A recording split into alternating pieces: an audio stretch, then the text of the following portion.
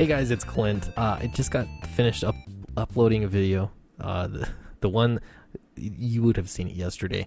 So this is my Sunday video I'll be posting, and I didn't have this in mind, but I saw this on Twitter, and it really is inspiring. This is a really unique situation. Anybody that tells you different is ignoring the obvious. So this is Rob Willis, and he said on Twitter, "My first two official comic book covers. If you told me this time last year that I'd be doing a variant cover for Image Comics' Donald DeLay, I would have laughed in your face. Wonder where I'll be in 5 years." This is true. I did see this variant cover. This is awesome. Really great art. I believe it was colored by Kyle Ritter. And along with his lines, I mean, it looks great. He's the guy that did Shinobi Sasquatch, or the cover. I think he did everything. Yeah. Really, really, really good art.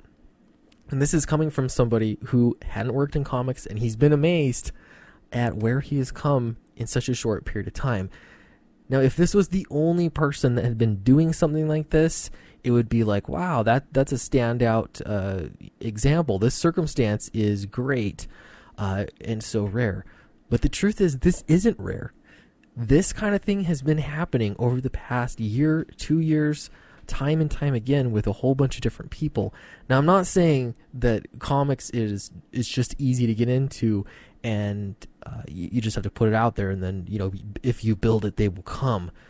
It's a lot of hard work. It's a lot of, you know, lucky breaks sometimes, meeting the right people. However, I know a lot of people who have been trying to get into comics in different routes over time, and it's such a unique time because there's so many people that are doing it in relatively a short amount of time. Somebody else I'm thinking of is like Eric Weathers. He got his first like big lettering gig not long ago. We're talking, I guess the first one was Graveyard Shift, and now he letters everybody's books. I would be shocked if he doesn't letter as many books as any professional letterer out there. He's doing tons of lettering, and this, again, you'd say, oh, this is an amazing success story. It is an amazing success story. The thing is, there's such a high concentration of these amazing success stories. I just look at Indiecron, for example, and you see even the quality of projects that are coming out soon. I'm looking at this Iron Skies one, looks really cool. Operation Zephyr. There's a whole bunch of the Kyle Ritter's book. He's another example. Kyle Ritter wasn't doing coloring for mainstream comics. He'd been wanting to color for Ethan Van Sciver, and I know, you know, when I interviewed Ethan several months ago, he told me a little bit about the story. But he was working on improving himself, and now he's basically the most sought after colorist in indie comics.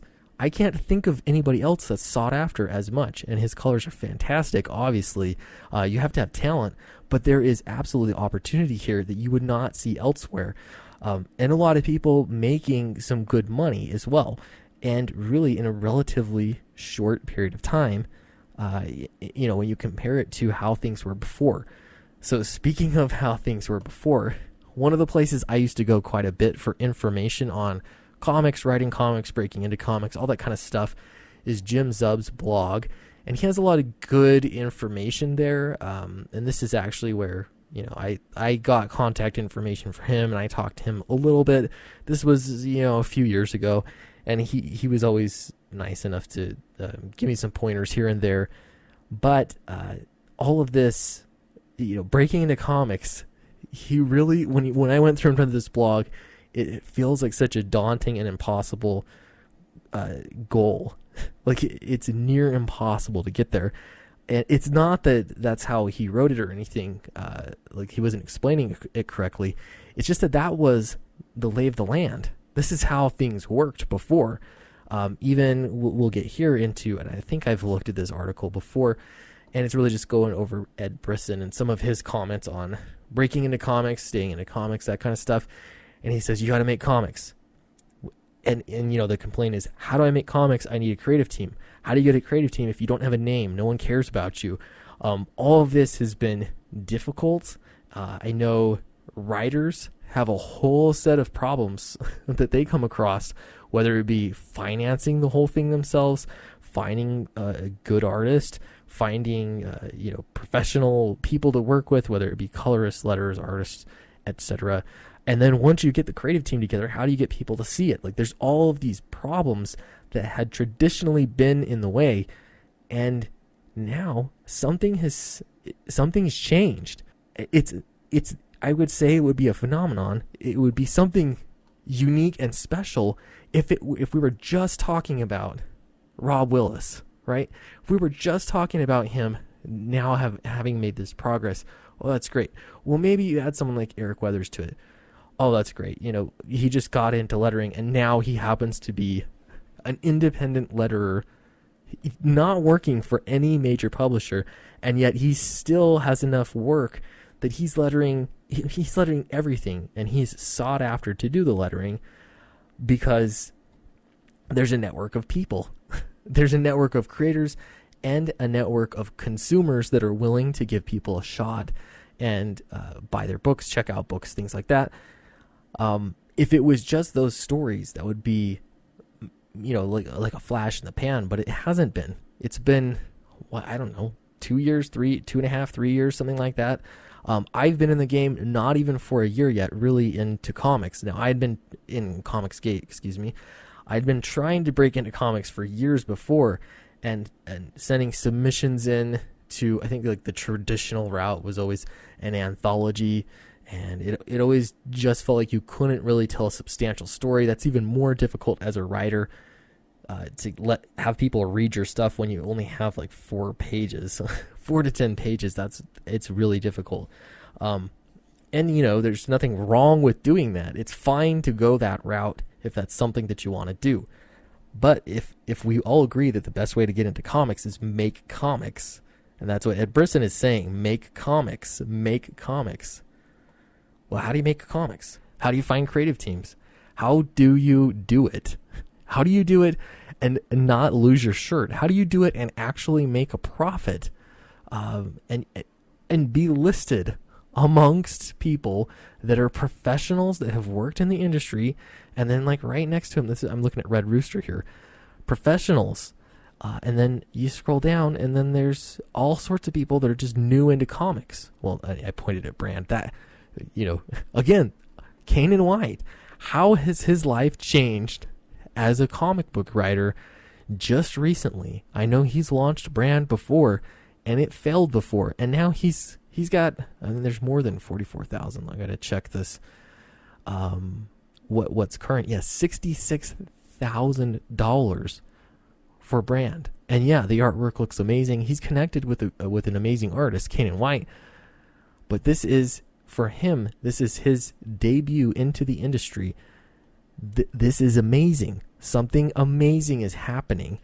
And the fact that everybody ignores it in mainstream comics, or pretends that it's something else, that there's something wrong with it, or that if you associate and you get into this network, that you're somehow going to be blacklisted for the rest of your existence, and that nothing you do is ever going to matter, you'll always be outside of comics. It's hard to believe that when you're seeing so much success happening, when you finally have a network of comic creators that just don't care. They do not care for the most part. If you are a professional person, if you're driven and you want to do something in comics, you want to get in, this is the place to be. Being afraid about it, worrying that DC or Marvel will never hire you. And I understand working on some of those characters might be your dream job, but you have to realize they're not going to just give it to you. Maybe they will. Maybe you'll be one of those lucky people. But outside of that, you have a whole lot of people who just they all happen to be getting very, very lucky and having these amazing experiences, because they have just gone into the indie network, and they're helping each other out. They're meeting people. They're making comics without the permission of anybody else. Now, don't get me wrong. I'm sure that a lot of these books are going to be terrible. They're going to fail. You're going to see all sorts of problems that are happening. But that's how you get into comics. That's how you separate, the new guys that are going to be making it and going to be making something of themselves, and the new guys coming in that just don't have what it takes. But it's not going to be because somebody didn't give them permission to do it. It's going to be because of their own merit and whether they can convince consumers to buy their product and buy the next one and the next one and the next one. All of this is really great. So often gatekeeping will get brought up. Like, it's all about gatekeeping, right? If you want to work for DC, you got to get past that gatekeeper. They're going to give you a shot, or they're not going to give you the shot. More likely than not, they're going to say no. There's almost a rite of passage, and I've heard this many times before. People will say, oh, it takes you on average like 7 to 10 years to break into comics. So, buckle up. That's how long it's going to take you. Does it have to be? Or could things change in a year, just like it did for Rob Willis? Could it change in a year? I feel like I talk about myself way too much, but when October comes around, that'll be 1 year that I've had the YouTube channel, but it was just there. I never made videos about comics or anything. But in October, that'll be 1 year from when I started making videos about comics and delving into all this kind of stuff. And I can tell you already at this point, I would be shocked 1 year ago, today, I would be shocked to see where I'm at. I would be shocked to see that Downcast has made $27,000 and that you guys have no idea. There's so much potential and possibility if you're willing to work for it. But none of that would be possible without this.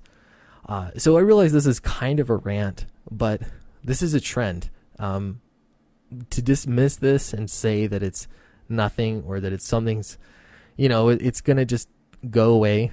There won't be this indie creator network.